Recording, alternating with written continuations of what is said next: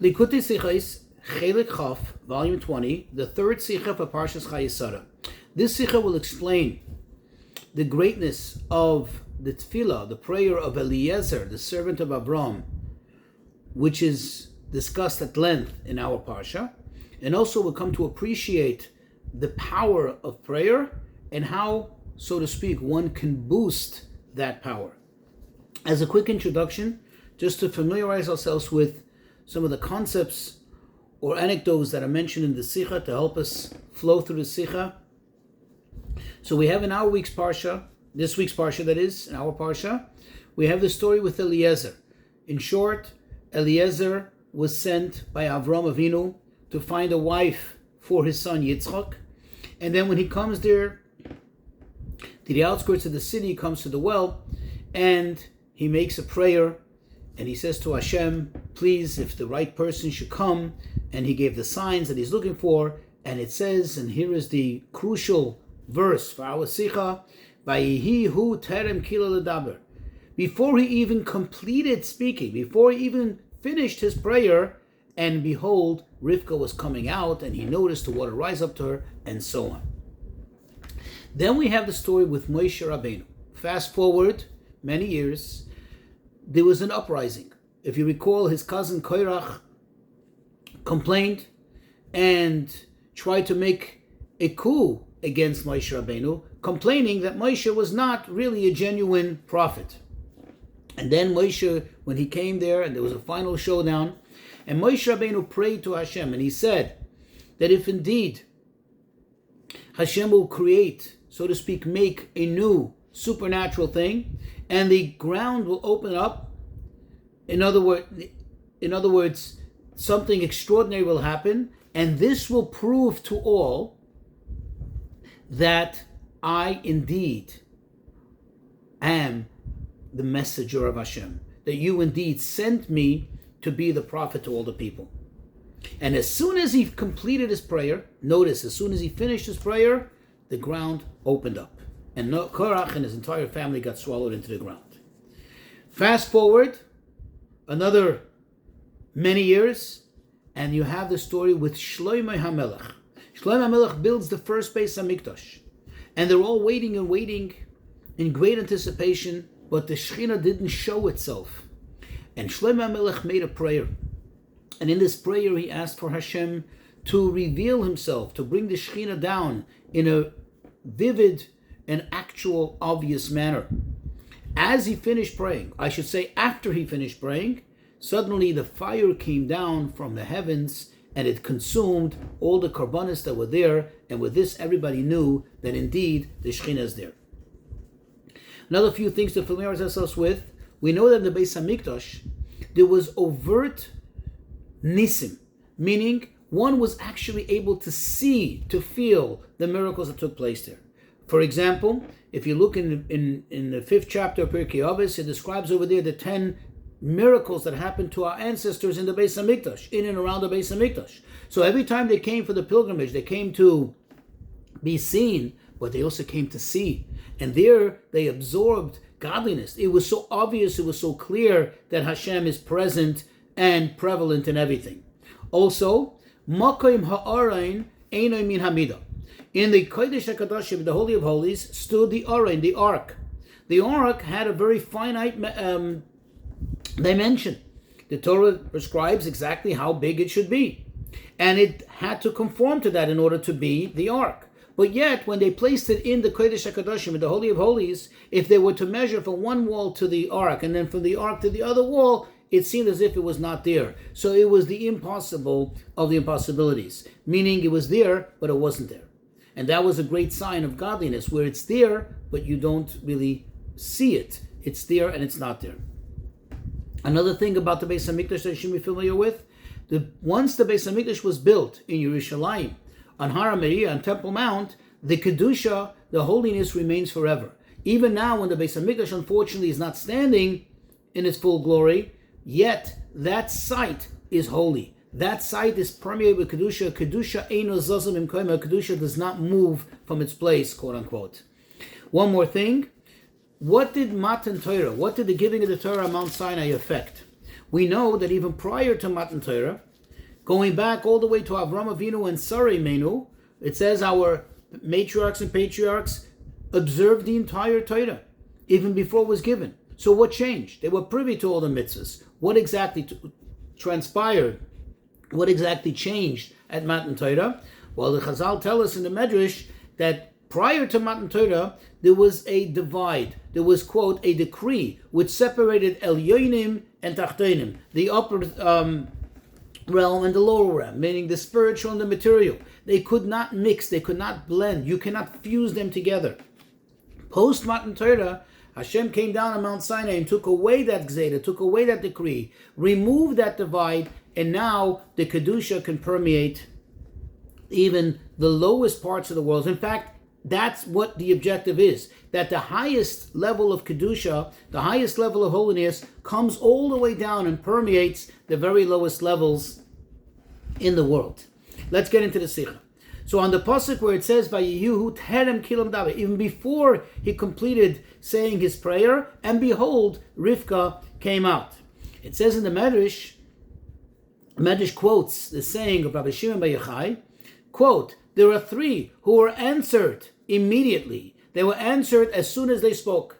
Who are these three?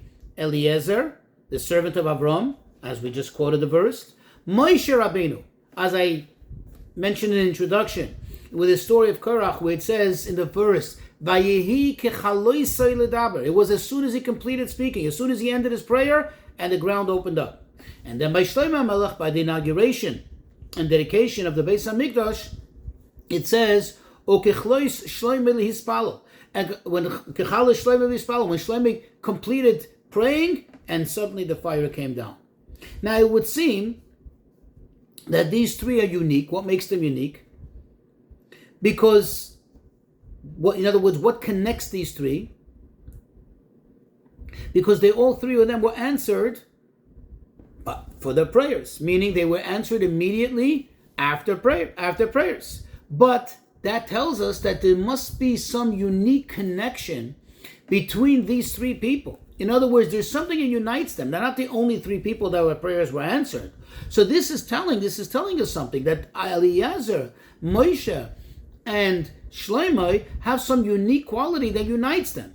However, this is difficult to accept, because really, what is the question? What is the connection between the three that is unique? There's a unique connection, a unique correlation.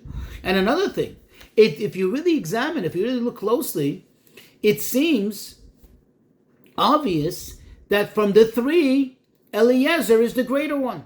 Eliezer is the lead. Why? Because by Moshe and by Shlomo, the pasuk clearly states that when were they answered, when were their prayers fulfilled? After they completed praying. Whereas by Eliezer, it says explicitly, terem kila ledaber, even before he completed his prayer, even before he finished speaking, and already he was answered. So therefore, it cannot be because of their personalities that they have something special and unique in common, these three. But rather, says the Rebbe, this compels us to come to the conclusion that the connection, the uniqueness over here, is not so much in the people, Eliezer versus Moshe versus Shlomo, or all three of them together, but rather the uniqueness is in the prayer. And this is what brings all these three together. How will we understand this? As the Rebbe will explain it by first introducing or prefacing an explanation in halachos in the Rambam. The Rambam in Hilchos Tshuva, in the laws of Tshuva, he explains the following. If you look in chapter 7, Halacha Vav, he says, Teshuva is so powerful that it brings close those who are distant. Why? The Baal Tshuva, says the Rambam, quote, yesterday, meaning not too long ago, he was despised before Hashem. He was basically disgusted before Hashem. And now, because of his tshuva, he is beloved, he is cherished, and he is close, and he's like a good friend, so to speak, to Hashem. That's what the Rambam says in Halacha Vav. In the next halacha, the next paragraph, the Rambam says the following. There he describes how great a Baal Tshuva is, and he says, Kama me'ula ha'tshuva, how great, how elevated is the idea of tshuva. Again, he says, this person yesterday was separated, was distant from Elokei Yisrael, from the God of Israel. And if he would cry out to Hashem, he would not be answered. And now, because of his tshuva, he is mudbak b'shchina. He is connected, he is cleaved to the Shechina. Says the Rambam, he tzoyek v'nena miyad. He calls out to Hashem, and immediately he is answered on his prayers, on his requests. Now the question is, if you really look at these two halachas, these two paragraphs, he seems to be saying more or less the same thing. He's just explaining the tremendous accomplishment, the great advantage of tshuva. But he almost seems to be repetitive. He seems to be saying the same thing in both halachas. However, says the Rebbe, that's not the case. If you look closely, you take a closer examination, you'll find that he's speaking in two stages of halacha, two different levels. In the first halacha that we quoted, he speaks about getting close to the Shekhinah, meaning going from being totally distant to the Shekhinah, to Hashem's presence, to getting closer. Whereas in the next halacha, he takes it a step further.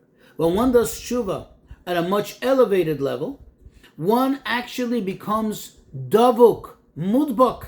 He becomes cleaving to the Shekhinah, almost like actually one. And this explains the difference. You see, the difference between the first halacha and the second one is, the first halacha is, in terms of tefillah, of prayer, when one is just merely closer to Hashem, so there is a process. You're closer, Hashem listens to your prayers, Hashem hears your prayers, but it's almost like it has to go through almost a procedural cycle, where until the prayer gets answered. So there is somewhat of a delay. However, when someone prays to Hashem, says the Rebbe, and that's how the Rebbe applies it here, and he is in a much elevated relationship with Hashem, namely, that he is like one, he is connected, he is davuk, he is cleaving to the Shekhinah, then it's so to speak as if he and Hashem are one, and therefore the tefillah is answered immediately. Immediately. Says the Rebbe, just like this concept is relevant to the person who's doing tshuva, namely that when you are connected with Hashem, when you are closer to Hashem, that much more, that you are actually like one with Hashem, the prayer gets answered immediately. Likewise, says the Rebbe, you can also apply this idea in the object, meaning in the prayer itself. When the prayer is something that concerns, it's of such a type that concerns not just a closeness to Hashem, it's not just about the Shekhinah, but it's actually one with the Shekhinah. It is actually davuk, it is cleaving, it is like actually one object with the Shekhinah, then that prayer gets answered more swiftly and more immediately. It says the Rebbe, based on this, will appreciate why the Medrash, Rabbi Shimon bar Yochai, chose specifically these three prayers from all the prayers of tzaddikim, as we asked, why only these three? Because in these three prayers, each one of them is concerning and brings out the connection between godliness and us, the connection between the Shekhinah and the world. Let's start, not in the same order, but let's start with Shlomo HaMelech. What was Shlomo's thing about? Building the Beis HaMikdash. What was the Beis HaMikdash? That was the revelation of the Shekhinah in this world. Right? As Hashem said, build the Beis HaMikdash, v'shochanti b'soichom, and I will dwell amongst them. So this is what it's about. It was about bringing the Shekhinah and connecting it to the world. What is Moshe Rabbeinu? Moshe Rabbeinu said, with this, with what's going to happen now, you're going to know that Hashem sent me to be your prophet. He sent me to you. Again, it's connecting the Shekhinah to the world, revealing the connection of the Shekhinah to the world. And Eliezer is the idea of Nisuei Yitzchak v'Rivka, the marriage of Yitzchak and Rivka. These three things represent the revelation, as we're going to explain, the revelation of godliness in the world, to people, and through the Torah. The revelation in the world. Although, indeed, how did it happen in actuality? It happened through the Beis HaMikdash. Although the revelation of godliness in the world happened through the Beis HaMikdash, as we said. Remember, we mentioned in the introduction, people came to the Beis HaMikdash, they actually saw godliness. Through all the miracles that took place there, they saw godliness. They not only believed, not only had faith that there's a presence of godliness, they saw it, they felt it. Then you have the revelation of the Shekhinah, of godliness to people. How does that come about? Through the concept of Nevuah, through prophecy. As it says in the prophet Amos, it says, Gila soidoy lavada v'nevidim. That what is the idea of prophecy? Hashem reveals his secret. That means, what is his secret? His essence, himself, he reveals it to his servants, the prophets. And as the Rambam says, the Rambam establishes that this is one of the fundamentals of our faith. To know, to believe that Hashem reveals himself through the prophets. And of course, this is a unification, bringing together the person and Hashem. Right? This goes through the prophet, that the prophet becomes one with Hashem, revealing, so to speak, Hashem's secret. Hashem chooses to reveal a secret through him, and through him, Hashem's word becomes known. This is what Moshe Rabbeinu said, that with this, what's going to happen, you're going to know that Hashem sent me. This wasn't a means of proving that the Torah that Moshe gave was true, but primarily the prophecy aspect of Moshe Rabbeinu. And then the third thing, Torah, as we know, it says, Uraisa v'kuchabrichu kulachat. Hashem and the Torah are all one. This is the ultimate unity. And this is what's expressed in the marriage of Yitzchak and Rivka. How so? We know the Chazal tell us, Yofa sichoson shel avdei avos mitarason shel banim.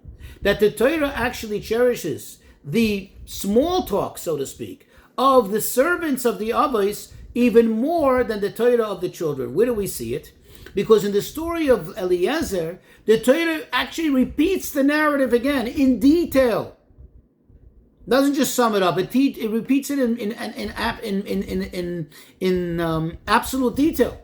Whereas many laws in the Torah are derived not even from a word, but from an extra letter. The Torah doesn't seem to have to give the luxury of spending, so to speak, extra words, extra sentences. Certainly not even extra words. Sometimes extra letters or just extra nuance. So this tells us that there's something very unique and a connection between the quote talk of the servants of our patriarchs to the Torah. In other words, the fact that the Chazal compare it and say this is greater tells us that there is a comparison. They're in the same category. What does that mean? Indeed, Chassidus explains that the idea of the marriage of Yitzchak and Rivka, this is in general, this brings out the whole idea of the Torah. This is the concept of the Torah. How so? How does this bring out the general concept of the Torah, the general idea, the general accomplishment of the effect of the Torah? So we know, as we said in the introduction, Matan Torah, what was the whole objective of Hashem revealing himself on Har Sinai in Matan Torah? Was to take away that divide, to remove the Gzeira, that the Elyonim and the Tachtonim, the elevated realm and the lower realm cannot mix. What does that mean? In plain simple words, that the Torah effect that you could take the most elevated thing from the greatest heights and bring it down, and it permeates and connects with the very, very lowest. This is, in history, this was expressed the very first time. This actually happened the very first time in the Torah with the marriage of Rivka and Yitzchak. Think about it. Who was Yitzchak? Think about what elevated place he came from. He's the son of Avrohom Avinu. He had a bris milah, the first one to have a bris milah at 8 days old. And now, where is he now? At what point in his life? After the whole Akedah, after the special Nisayon, when he became now in the status of an Oila Tmima. He's now the God of Eretz Yisrael. Now let's look at Rivka. She's the daughter of Besulel. She's the sister of Lavan. And where is she coming from? A despicable place, which is not even in Eretz Yisrael, Padan Aram, a place full of cheaters. Now, these two, they came together and they become one. This is the idea of Matan Torah. This is in contrast, for example, to the marriage of Avram and Sarah, because Avram and Sarah, although they were very holy, very lofty, but when they got married, Avram was still before his bris. And where was he? Where was it? It was in the house of his father, Terach, before he did Shuvah, and so on and so forth. And since Masei Avos Siman Labanim, whatever our Avos, the patriarchs did, this is a siman, this is a sign and a trailblazer for us, later for his descendants. So through this marriage, this connection of the Elyonim and Tachtonim, later comes about Matan Torah. Now we can appreciate why Eliezer's prayer was answered even before, or more swift or more quicker than the prayers of Moshe and Shlomo. Although the prayers of Moshe and Shlomo were also regarding matters that unify Hashem in the world, the Shekhinah in the world, but the unification, the unity that was prevalent by the marriage of Yitzchak and Rivka, since it represents the idea of Torah, is far greater than that, even than of Nevuah, of prophecy in the Beis HaMikdash. Why? Because in the Beis HaMikdash and prophecy, although certainly there is a unity, like we said before, but still, think about it. What is the unity about? What kind of unification is it? It's two separate things which come together. You have the word of Hashem and you have man, which is not inherently one. You have a place, which is a Gashmistic place, and now Kedusha was permeated into it, thus the Beis HaMikdash and the holiness that's there. But it's not inherently one, it's two things that came together. And therefore, what is the result of that? That these two things, since they're two separate things that unified, it's not the ultimate unification, and therefore there are differences in time and space. For example, the prophet. You cannot compare the prophet before he received the prophecy, while he's receiving the prophecy, to how he is after he received the prophecy. There are shinuyim, there are changes. Likewise with the Beis HaMikdash. It's true, as we said in the introduction, that the holiness remains on that site, but still you cannot compare the effect of when the Beis HaMikdash was actually standing before it was destroyed to now when it's not standing there. Now we don't experience the same experience that they had then while the Beis HaMikdash was standing. We don't see the miracles and so on.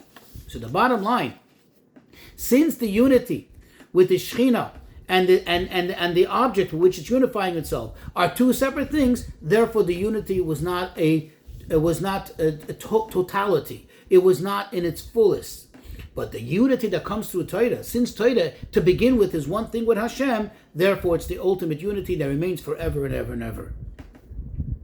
And therefore, what do we see? That the unity of Torah, the effect that it has in the world is, number one, as it says in the Soyar, Yisrael uraisa v'kuchabrichu kol echad, that through Torah we become mamish one with Hashem. And number two, we know that the existence of the world is contingent on Torah.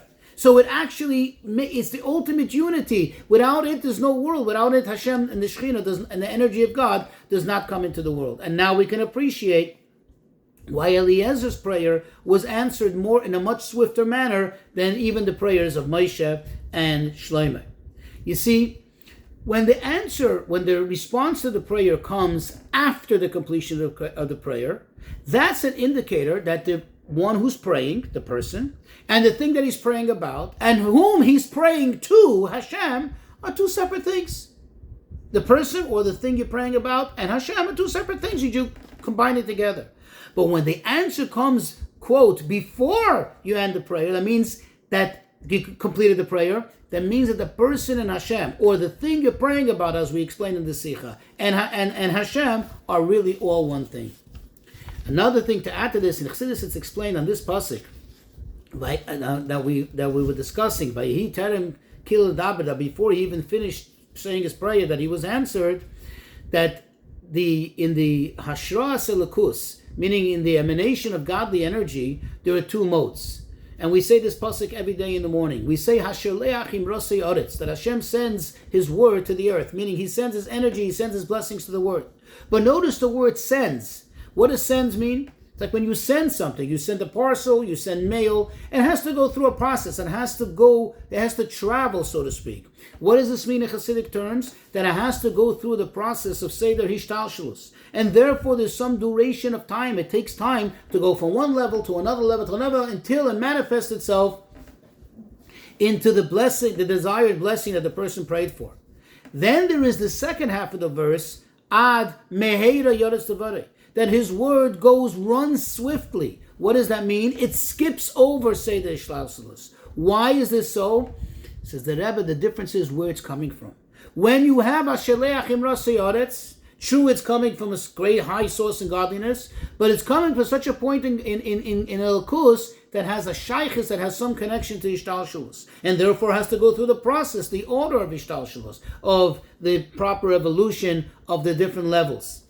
Whereas when it comes to Ad Meheres Devarei, this is an indicator that this tefillah affected, that it comes from such a high point in godliness that there is no obstruction whatsoever. It doesn't have to go through any process whatsoever. It skips over the entire Seder Ishtalshalos. And with this we can appreciate these three prayers. All three of them, quote, reached a very, very high point that was higher than Seder Ishtalshalos. And therefore, they were answered right away. However, Eliezer was answered even quicker, because there's another point over here, there's another caveat. And that is, what was Eliezer praying about? Yitzchak. Yitzchak is Gevura. Typically, we translate Gevura to mean severity, but Gevura means also strength, power, energy. When something comes with Gevura, it comes much swifter. When something comes through Gevura, there's an extra force pushing it, and therefore, according to Chassidus, his prayers were answered even quicker, terem, even before, and more swifter than even the prayers of Moshe and Shlomo, although in general, they're all in the same category of those who reach to a higher level in Elkus, even higher than Hishtalshalos.